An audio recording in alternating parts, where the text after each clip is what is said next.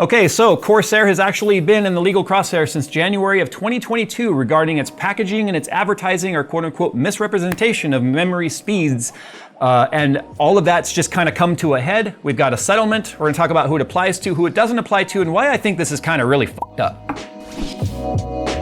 Introducing the XTM3 from Phanteks, micro ATX chassis built for power and performance. Compact yet packed with potential, the XTM3 features support for rear connect motherboards, dedicated radiator space at the top, and triple fan locations at the bottom to help keep your GPU cool. With its innovative layout and sleek, clean design, the XTM3 is ready to take on almost any gaming PC configuration and cooling challenge. Check out the link in the description for more details. Okay, it's also important to note, I have to CYA, this is not legal advice, I'm just telling you the facts of what's actually in this claim, what has been removed from the claim, what has moved forward, what it means to you, and why I think it's setting a very dangerous precedent in the entire tech industry, because when you see what's actually in the claim and how it's actually pushed forward and the millions of dollars worth of settlement now, it sets a pretty crazy precedent that could actually overflow into very wide range of products that exist within the PC industry. So I'm talking to both seasoned veterans understanding PC building and how memory works, as well as the average consumer. Okay, moving on. So in January 2022, and you're gonna see me reading here, this is a document I put together and I spent hours on. This is not me reading some other article. In fact, I've not read any other articles. I did my own research on this. So if anything sounds similar, that's because it's all talking about the same thing. So it should sound similar. Anyway, moving on. January 2022, a class action lawsuit was filed against Corsair Gaming, McKinney et al. So McKinney is the last name of the first plaintiff that was actually picked up by the law firm Dovell and Lunar to represent McKinney, and the et al. Means everyone else because it is a class action lawsuit. But they're alleging deceptive advertising, specifically regarding its DDR4 and DDR5 memory kits. Specifically, the claim is that Corsair puts the number on the box, which you and I know is not the out-of-box speeds, but it is the maximum speed capable of the RAM. But the claim is that that is misrepresentation of the product. It is also considered to be intentionally misleading. I don't understand why that would be misleading, because it's definitely saying what it's capable of. But anyway, moving on. Because it does not state anywhere on the package that those are up to speeds, or that you have to enable anything in your system to make that work. Now, that is something you and I know very passionately. In fact, we talked about thousands of times probably over the 13 years I've been running this channel, that many users are missing out on their memory speed because they don't even know that they have to activate that. So that is the basis of this claim, that is considered misrepresentation and intentional deceptive practices. Anyway, moving on. But you already know as well as I do that if you don't turn that on, it runs at the JEDEC standard speeds for the type of RAM that it is. So in DDR4 would be 2133.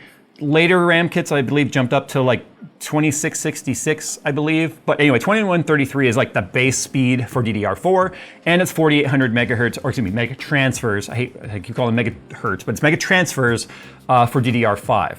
That if you don't go into the BIOS and enable those, you're not getting what you paid for. That's the claim. Now, the lawsuit claims that Corsair marketing and packaging omitted important disclaimers, everything that I basically just described, and that the advertised speeds may not be stable or even achievable in many systems. Now, you know why that is. That's because the RAM modules are capable of those speeds. But whether or not your motherboard has QVL or BIOS that support maybe newer sets of RAM, you might have an older motherboard and then a newer set of RAM comes out that hasn't been QVL or validated on that motherboard, may or may not run at those speeds. Let's not even discuss 2 sticks versus 4 sticks, because that's a whole nother discussion that could potentially even make it onto here, because you know as well as I do, 4 sticks is harder to run than 2. And just because it says it on the box doesn't mean your motherboard or your CPU will support it or even be stable with it. Because remember, these are overclock speeds. Anything above the JEDEC speed is an overclock. And it's an overclock of not just the memory itself, but also the memory controller and all of the interconnect on the motherboard to make that work. And that's Intel, AMD, it's all the same, all right? So they're claiming the average consumer doesn't know that, and it's misleading and misrepresenting to put those speeds on the box without any language that says up to, or any other disclaimer that you have to go in and actually, enable those speeds in your system BIOS. Now, the legal claims involved include false advertising, unfair competition, I don't know against who, because I have these other packages on here from G-Skill and Crucial. They all have the same type of markings on here. This says 5600. This is DDR5 or DDR4. No, it's DDR5 that shows 8400. I don't know. I don't know how that's unfair because everyone puts it on the box, but none of them put the up to. So these other brands, you're probably next. So just get ready because there's a settlement involved here now. This law firm is making a big chunk of change. They've tasted blood, and I'm sure they're coming for you next because that's the American way. Let's just sue our way to success. Anyway, moving on. This lawsuit's taking place in California because that's where Crucial is headquartered. So anyway, there are specific laws that are in California versus other states, and other states have their own consumer protection laws. So there's some things here that kind of didn't survive, and there's some things that are getting moved forward. So let's talk about the timeline real quick. January 14th of 2022 is when the case was. July 19th, 2022, Corsair made its first motion to dismiss the order. The court granted a partial dismissal and a partial denial. So they agreed with Corsair that parts of it should be dismissed, but they disagreed with Corsair that parts of it will survive. And we'll talk about what that was right now. So the parts that moved forward are false advertising and misrepresentation, or a quote unquote core theory. It survived because Corsair's packaging prominently listed the speeds without making it clear that these are profiles. Judge found that this could reasonably mislead the average consumer. I do agree with that. We've made lots of content with people that are like, I didn't even know that. Thanks so much for telling me. And it seems like every single time we find new people that just had no idea. That's because there's new people constantly coming to PC gaming and such. And it's not reasonable that somebody would think they have to go in and turn on a feature or a function to get what's advertised. So I do think that that's legitimate, but it says these misrepresentation claims, especially for DDR4 products, carried forward. Express warranted, narrowed but survived for some products. Now the express warranty basically says, on the box it talks about all the warranty crap, and the warranty would cover these speeds. Now you know as well as I do, these speeds are not guaranteed. Too many variables at play. We already mentioned what they are. So basically they're saying it's not unreasonable to believe that you would have a warranty to get those speeds. So that would mean like if you tried to RMA your RAM because you're like, I'm not getting those speeds, and Corsair's like, sorry, that's not an RMA item, those speeds are not guaranteed. It's like, well, where does it say that, right? So that's the express warranty. Now that survived under California law and products specifically purchased by named plaintiffs. So those that are in the lawsuit obviously have to have purchased the RAM, okay? That means you can't just be like, oh, I'm a victim of false advertising and you didn't buy it. No, you're not a victim of anything because you didn't spend any money on it. You have to obviously be a consumer who purchased the RAM. Now they put a limited scope on class consumer protection claims, and that's specifically because every single state in the nation has its own varying laws regarding consumer protection. There's no like federal blanket consumer protection law. That's all handled at a state level. So every state has its own kind of like different limitations, its own different like implied type of warranties and such. Now California has one of the most strict consumer protection laws.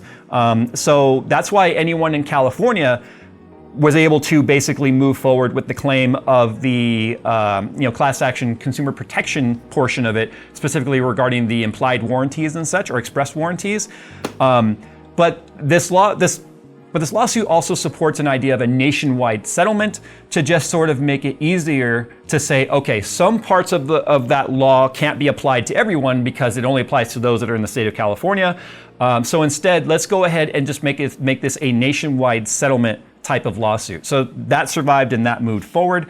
But things that were dismissed, the court ruled that plaintiffs didn't know or didn't show that Corsair concealed a defect. So it's not a defect if the RAM can't run at that speed. That's because we've already explained that there's so many other things at play here to get those speeds. But the fact that the RAM worked, right? If you just were to plug this in your system and it doesn't work at all, that's a defect. It's not a defect that you can't necessarily achieve these speeds because you didn't enable a profile. So it's not a defect, it's just an omission of something that should have been stated. They also threw out the idea of trying to blanket include DDR5 in all DDR5 modules because again, you had to have purchased it. So there are RAM modules that have come out after this particular lawsuit was put together. I'm assuming because it's a 2022 submitted claim that since DDR5 came out in 2020, most of this had probably been worked on prior to DDR5 even coming out. So that's why it's preliminary, or excuse me, it's predominantly DDR4, but DDR5 RAM modules are included in this because those that can file a claim for the whole quote-unquote misleading box information includes anyone that purchased up to July 2nd, 2025. So you can still apply to be a part of this class action lawsuit as a plaintiff if you bought DDR5 even after this was filed. So they widen the net, so it includes up to like over 3 years after it was claimed or started and 4 years prior to them even filing it. So it's a pretty wide net that they cast. Dismissed was a negligent misrepresentation. They're just saying this was negligent versus intentional. Intentional means we tried to mislead you, but it was just negligent that they didn't tell you that you have to do something else. So negligence versus intentionality. The express warranty, like we already said, warranties claimed under non-California state laws were dismissed. Only California warranty theories tied to actual purchases survived. Again, because of also too probably where the claimant is. I'm assuming the claimant McKinney is probably from California. Multi-state consumer protection claims trimmed back. Judge required plaintiffs to tie claims to specific state laws and specific products.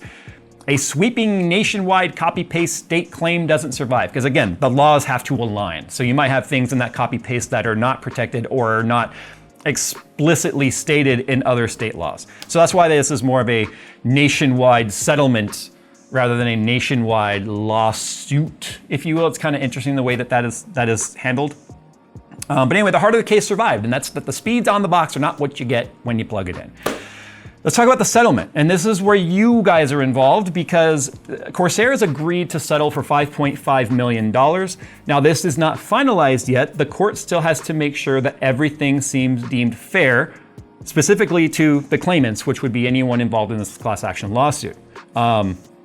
So they have to make sure it's also fair to Corsair because the punishment has to fit the crime. And even though this wasn't a crime, this is a civil thing. They have to make sure that they're not, we're seeking $500 billion, right? There has to be a balance to the justice versus the problem, right? So $5.5 million is what Corsair has agreed to. I'm sure this was a lot of back and forth between the law firm as well as Corsair's legal team. But Corsair is adamant that they have not done anything wrong. They did not intentionally or negligently mislead consumers. I think what's happened here is Corsair has been in the game for so long, and same with all these other brands, that you just assume everyone knows, hey, you gotta do this and you gotta do that, but that gets yourself into trouble, as you can see here. And it's getting them into $5.5 million worth of trouble, which although probably not gonna hurt Corsair a whole lot, considering over the last few years they were going crazy buying up companies. I'm still sure there's other things I'd rather be doing with $5.5 million than handing it to a greedy law firm. Let's see here. The class action period, as I mentioned, includes anyone that has purchased DDR4 or DDR5 non-laptop memory. Non-laptop memory is not included in this. This is specifically desktop DIMM. So SO-DIMM is not included in this. January 14th, 2018 to July 2nd, 2025. So if you have bought any DDR4 or DDR5 desktop memory from Corsair, there is a link that you can go to. I'll try to remember to put the links down below. There's just so many links that's being referenced in this video right now. I think that it'd be like a 10-page long freaking description box, but I will find the link. I will put the link to the class action lawsuit in there so you guys can go to it and file your claim if you are a part of this. But it includes DDR4 and DDR5 between those dates, but it must be kits that are advertising speeds that are higher than the JEDEC standard. So for DDR4, if your box says 2133, or that's what the label on the RAM says, if you tossed your box, you can look at the RAM and look at the label, it'll have the speed in the product number. If it says 2133 for DDR4, you're not included. If it says 4800 for DDR5, you're not included, because those are the speeds they run when you plug them in. So if you were like the first early adopter, you probably got the slowest sets because they were the only sets that were really out. Unfortunately for you, you're not included in this.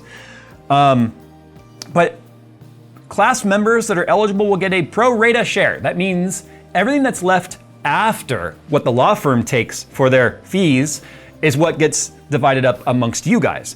Now, what I have found here, and I'm, as far as I can tell, it is saying that you can have a claim up to 5 sets of RAM per household. So anything above 5, you have to show proof of purchase for, like receipts and stuff, but you don't have to have a receipt to file a claim if you have 5 or less. So that's pretty generous in my opinion, especially since you are going to have to show that you have it. How they're going to do that, I don't know. If it's about serial numbers, you have to supply serial numbers and such. That's about the only way I think you could confirm it. And the serial numbers are on your DIMM, so you get your camera and zoom it in and take a photo. But I'm sure serial numbers are going to be required here. You can't just randomly show pictures of the internet like, look, here's my RAM, give me my money, right? It doesn't work that way. But yeah, up to 5 products per household. And you must submit the claim by October 28th, 2025. Now the court gets the final say about whether or not all of this is handled in a way that the court deems satisfies the claim and the responsibility of the party involved. So Corsair could have been like, fine, we'll give you $1 million, right? The court would have been like, nope, that's not enough. They've got to feel the pain.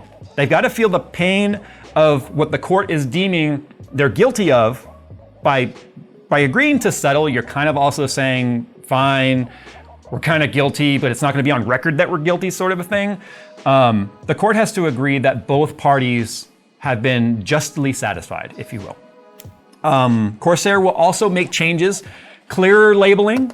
So I'm wondering if there's going to be, like, Corsair is going to send out just bulk stickers to all of like the Micro Centers and the Best Buys and Amazons and all of that just goes on the box. It's like speeds advertised require blah, blah, blah. That's the quickest way to get the stuff that's already packaged it out there up to the standard of what's expected based on this settlement.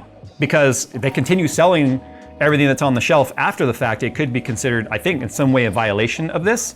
So I'm assuming there's gonna have to be a period here at which you're gonna start seeing these hand-placed stickers on the box that say up to and yada, yada, yada.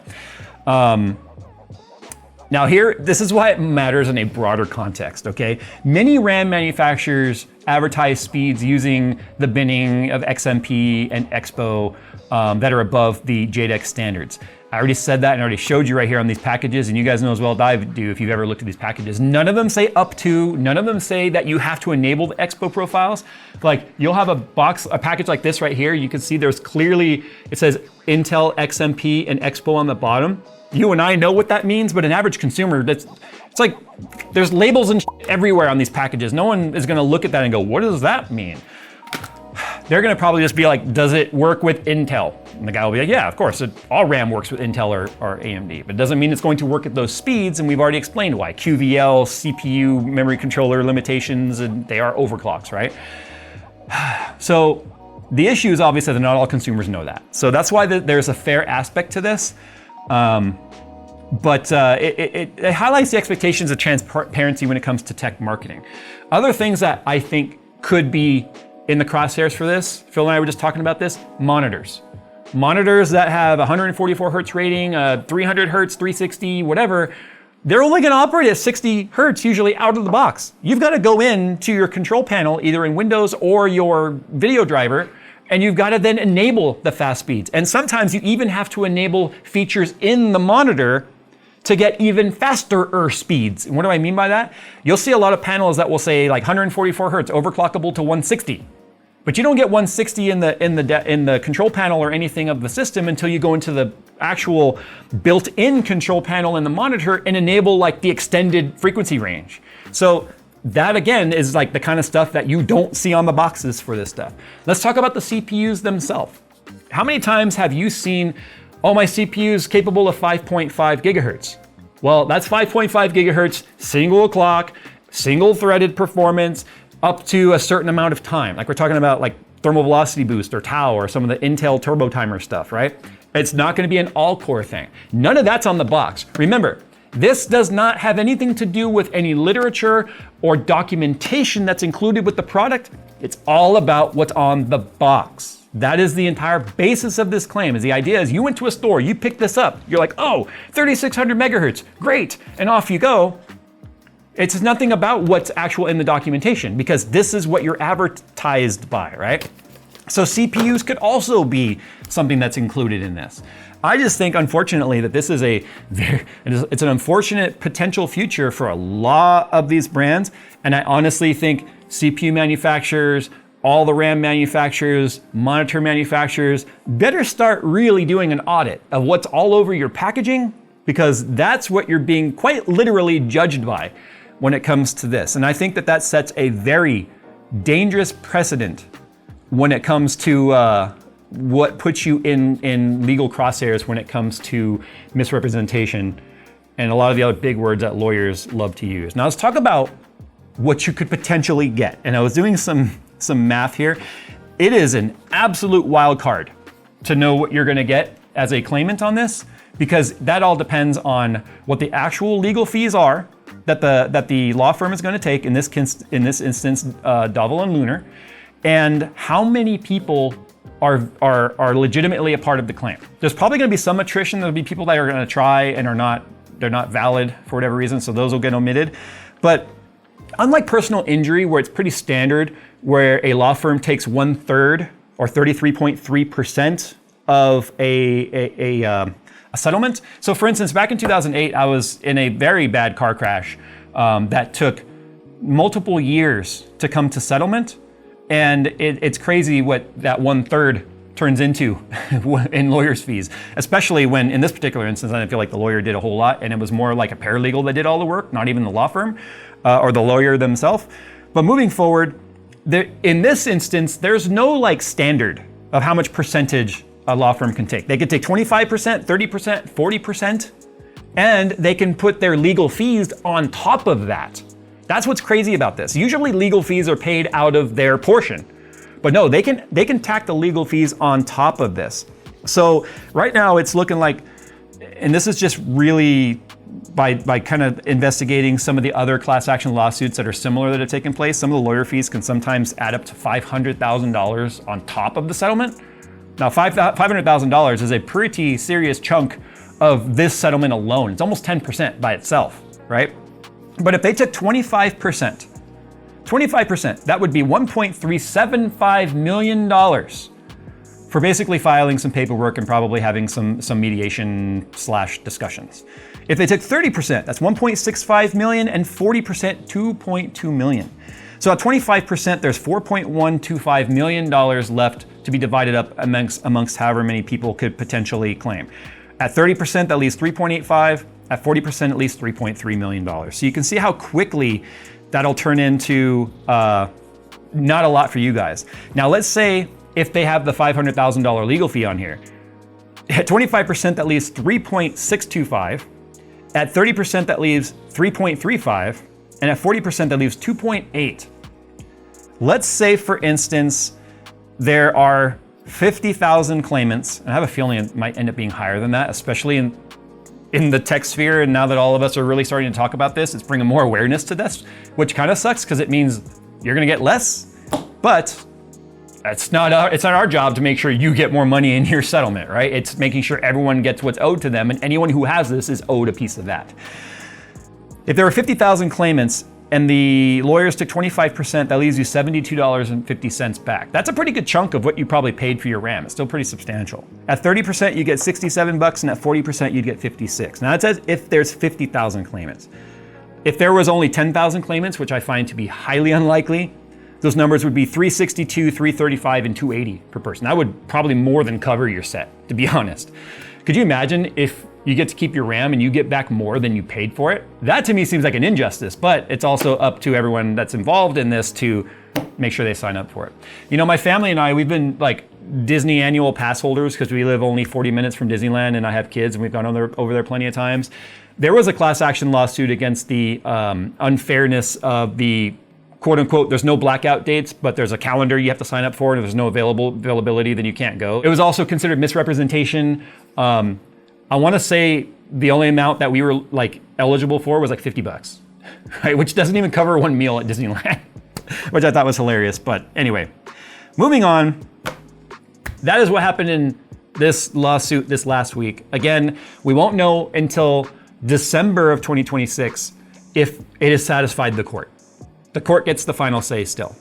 But the fact that the court has preliminarily agreed that the $5.5 million settlement satisfies the claim, now they just have to have the claimants come in, which includes you guys, to make sure that then everything is going to be ready to be dispersed. Obviously, it can't just be an open-ended ongoing thing. There has to be a start and a stop. October 28th is when you've got to file by, and then how much you're going to get is going to be entirely dependent upon how many people make a claim And how long does it take to get your money? That's another story. I don't know.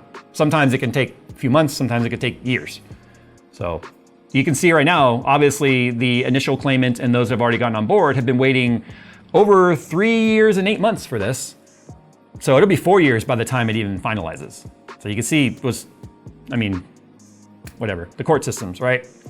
All right, guys, thanks for watching. How do you feel about this? Do you think this sets a dangerous precedent? Do you think this is just ambulance chasing lawyers that are hungry for a big chunk of money that I personally think that this is frivolous-ish? I agree with where they're coming from on the fact that it should have the up to and stuff, but I mean, I feel like this is a shark in the water now. It's gonna suck, and I think it's gonna get bumpier before it gets better. So everyone else right now, get those labels on your shit, although it won't absolve you from stuff that's already happened, right? You can at least have a hard stop. Speaking of hard stop, stop.